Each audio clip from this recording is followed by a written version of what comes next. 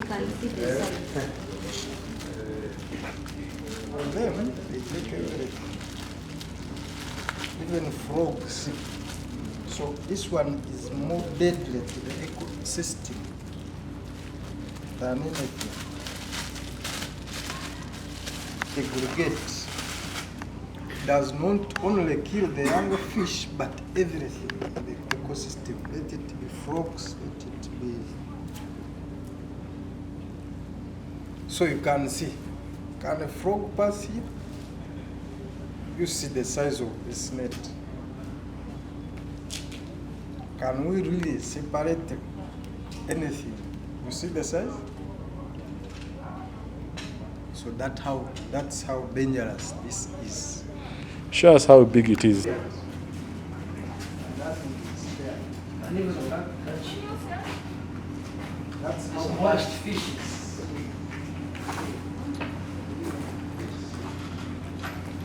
So it covers a big area and it does not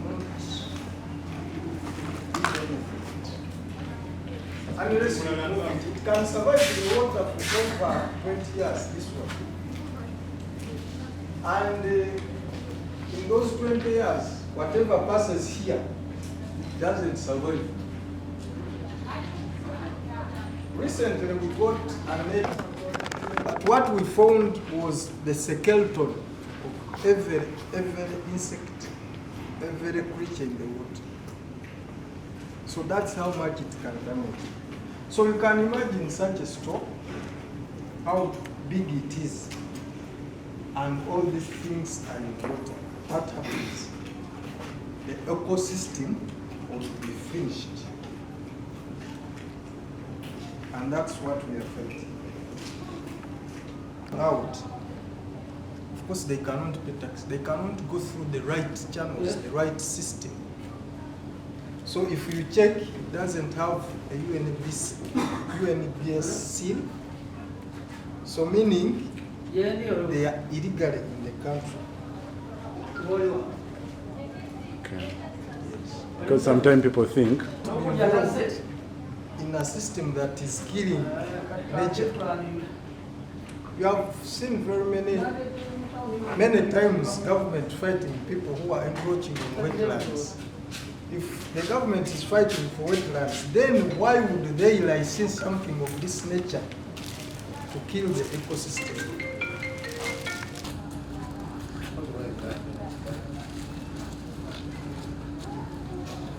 This one is the same as this one. However, there are also these lines. They are called fishing lines. They are also as deadly as this one. They don't decompose. So they can spend as many years as possible in the water, in the lake. They don't decompose. This is the size. How is this one called? This is a monofilament. This one. Same, but I think the packaging.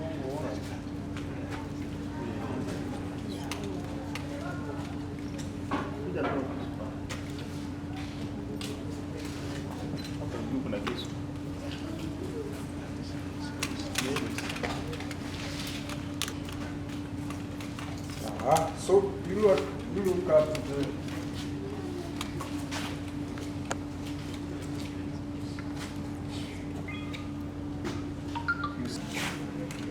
ecosystem will be totally washed out.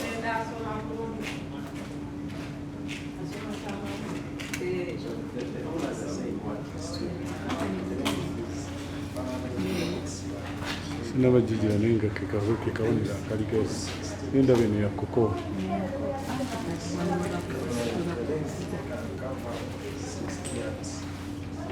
So all the creatures within that system. Yeah? So if you hear people saying there are no fish in the lake, this is the young, the old, whatever, the eggs. So this is the cause Even snails get trapped. Exactly. Nase bunkalinnyemu naye okukavaamu Kwabika tekugwa wala.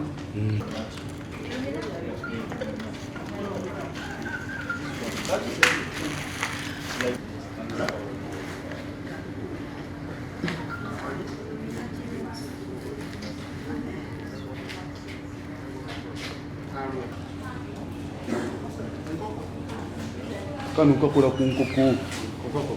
kunkoko kano kasimba busimba enkondo olina ekikomera musinga okutisi kano kagumuke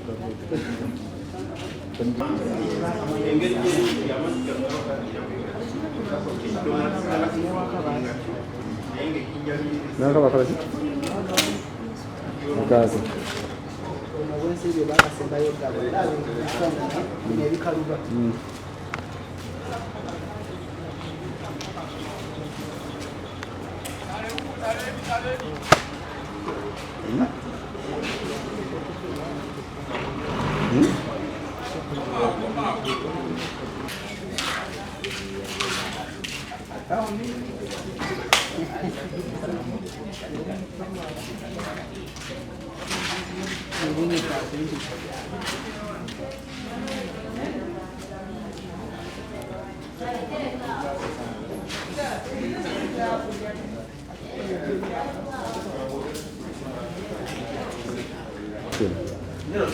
kwerera omwana tukumugana kwe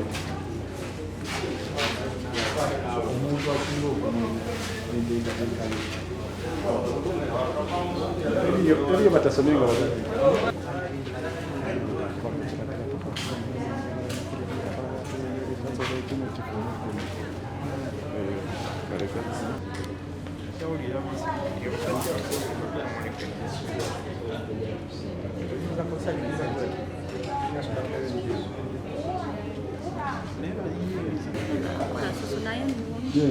Germanyini natenze ngenda yomani.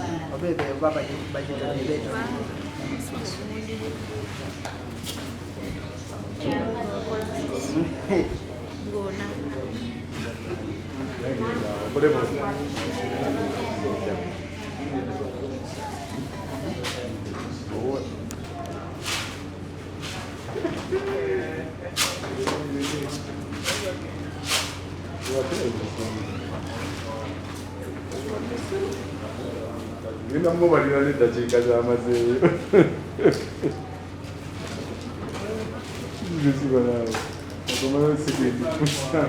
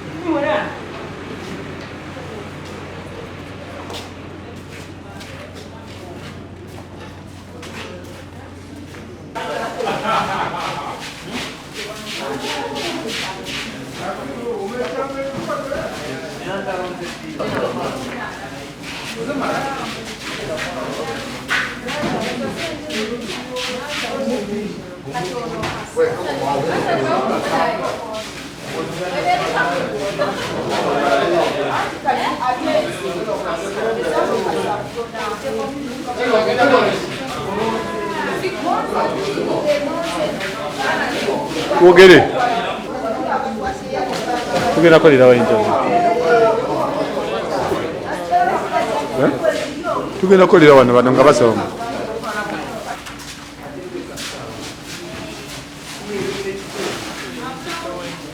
Tebizitowa?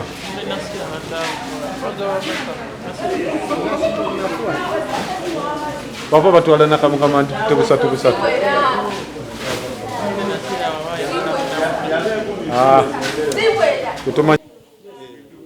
Okay.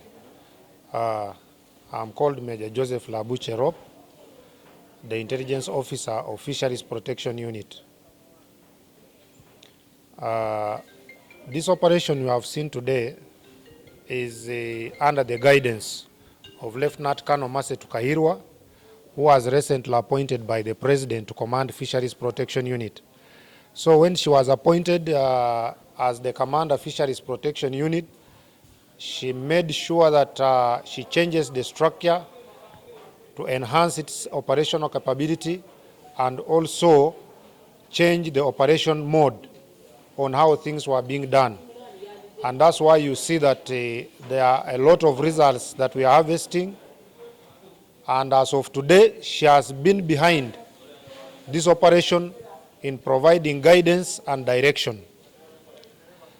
We thank the President for appointing Lieutenant Colonel Masetu Kahirwa to head this unit. And that's why you see that we are performing well. And as you can see, the results. We have found the nets, fishing nets, which are prohibited. These are nets which kill our fish. They catch all types of fish, including the small fish that is not allowed to be got from the lakes. And so it is depleting the fish in the lakes.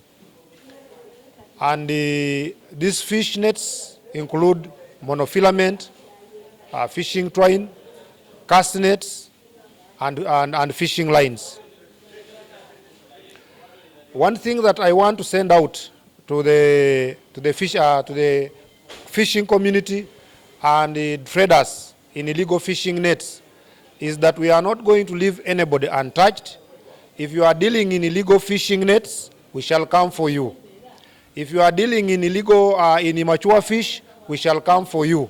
So this is the time you better abandon these activities and do the legal business. Some of these nets are not manufactured in Uganda, but these people use several channels, and most especially they use ungazetted areas. They smuggle them into the country through ungazetted areas, and they load and they pack them in small cars and store them in places like these ones, ready for sale to the public. Yeah. This unit was launched in 2017, and operations have been ongoing. And these fishermen are aware of the illegal nets. They know them. And even the dealers know the illegal nets. But they are doing this underground. They are doing this illegally. But they should be aware now that we are on ground, we are everywhere, and we are happy with the patriotic Ugandans who are supporting us by providing us good information, leading us into such interceptions. What happens to these nets when you take them? These nets, what happens to them is that we secure a court order, and a court order instructs us to destroy them. They are destroyed. Like how much have you got today? Can you tell us? We have got approximately 1,124 cartons of these mosquito nets. The value currently, I can't be specific, but it could be above $1 billion shillings, approximately 1.2 billion. You are dealing in this kind of business. The law is very clear. It is upon the magistrate, because we are going to charge them. We are going to take them to court, and the penalties are prescribed in the law. They are both paying fines and also being imprisoned. Yeah? 1,000 currency points to 5,000 currency points, or imprisonment between 1 year to 5 years, or both.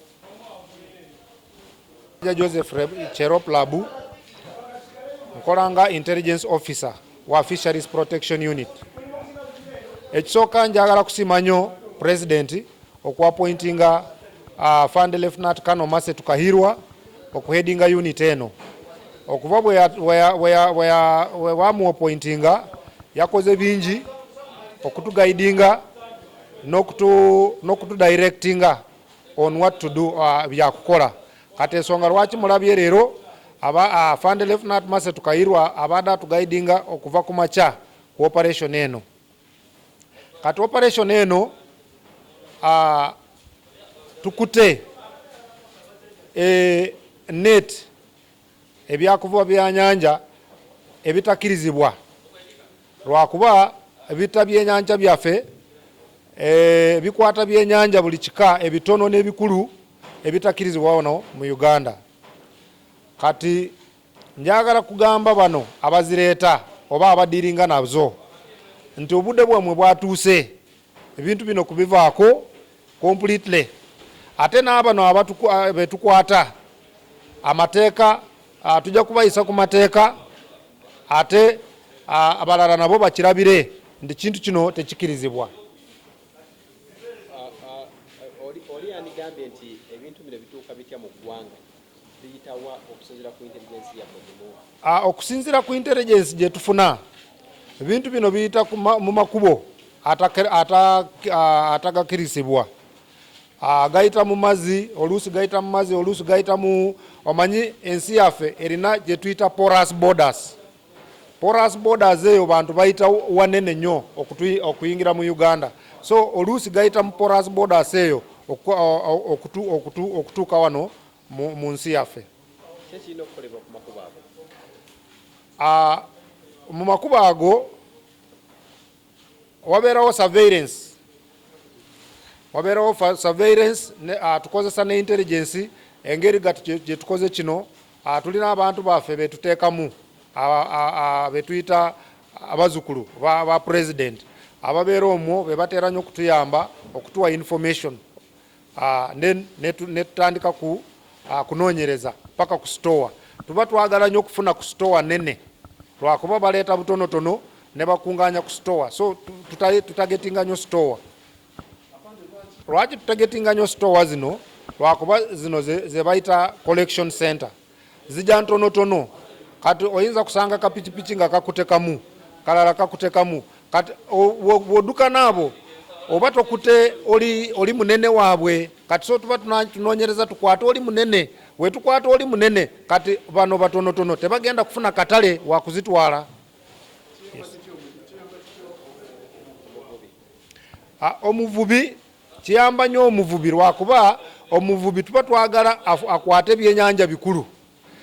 Bwakwata kyenyanja kikulu kinene akitunda kimu n'afuna sente nyingi. Ekyokubiri ebyenyanja bijja kudda mu mazzi lwakuba bino binet bikwata byenyanja byonna bitonotono n'ebikulu kati biba bitabyanyi byenyanja. Kati wakiri tufune net ezikwata byenyanja bikulu. Wafuna ekyenyanja kikulu ne factory zijja kufuna nabo bajja kufuna sente nungi n'ebyenyanja bijja kudda mu mazzi.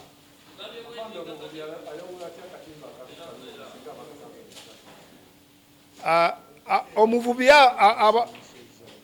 abasubi abavubi tuteera nnyo kugenda mu landing sites ezo ne tukola gye tuyita sensitization kubasomesa ne tubalaga nets ezeetaagizibwa ne nets ezitakirizibwa.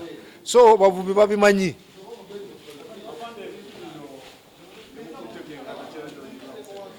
Ebintu bino byetukute biringa ensawu 1,124 kati ku value ziringa kawumbi kamu mu bukadde 2.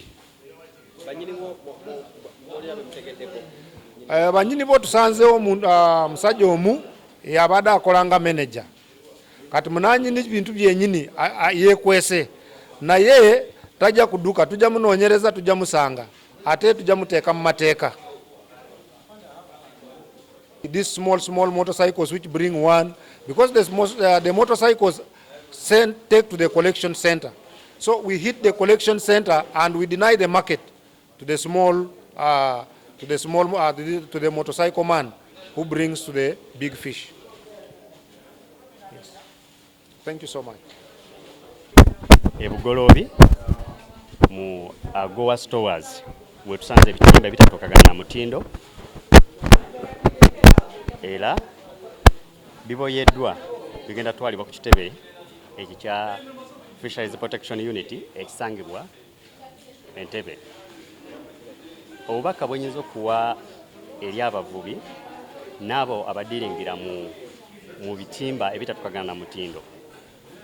fete tujja kukowa babuulira nti zino operation zigenda mu maaso nga bwe mwabaddeyo wali mwalabeze nabugabo ze twakola leero tuli wano mwagowa enkyo jasingana nga tuli walala so amagezi ge tuyinza obbawa kwe kuva mu kwenyigira mu bikolwa bino ebitatana ennyanja yaffe ne bagenda mu nkola gavumenti gyeyagala.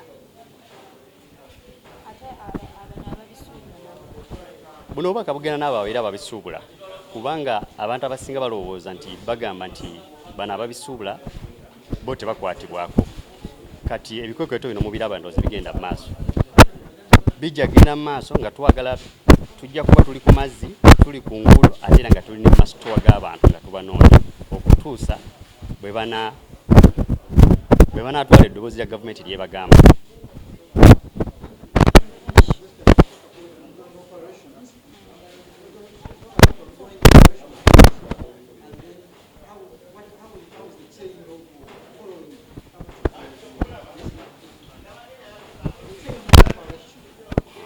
Founded illegal fishing net. Among the illegal fishing net, there is monofilament, gill nets, and cast net, which are undersized. So we are taking them to the FPU headquarters in Entebbe. Then later we shall wait to get a court order, which will instruct us or direct us on what to do. So it's a message to the fishermen and to the people who are dealing in illegal fishing net. These operations are not going to stop. Recently, we conducted an operation in Nabugabo. Today we are here in Bugorobi, and tomorrow you'll find us somewhere. They should know that the method of working has changed. Those who think that they will continue dealing this business, they should be ready to lose a lot of money.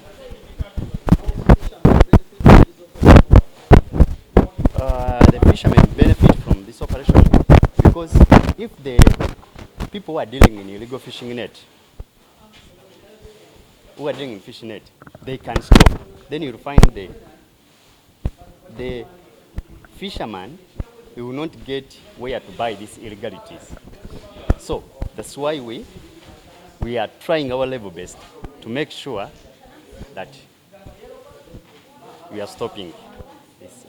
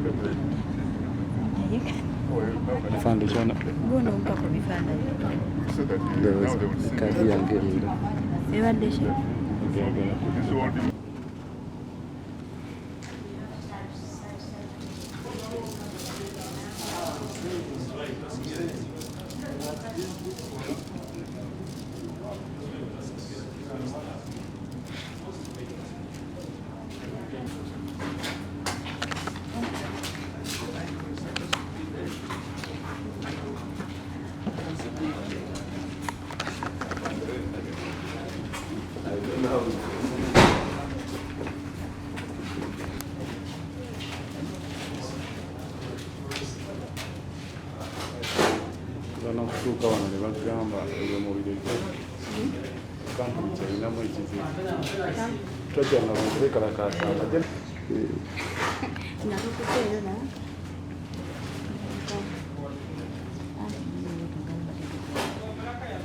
olina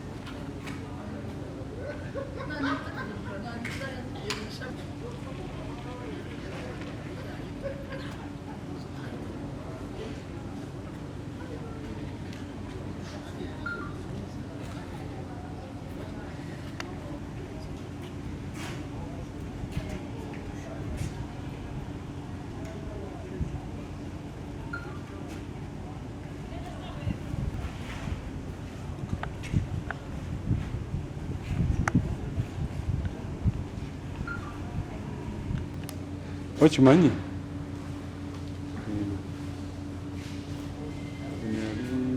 Factory. Ggwanga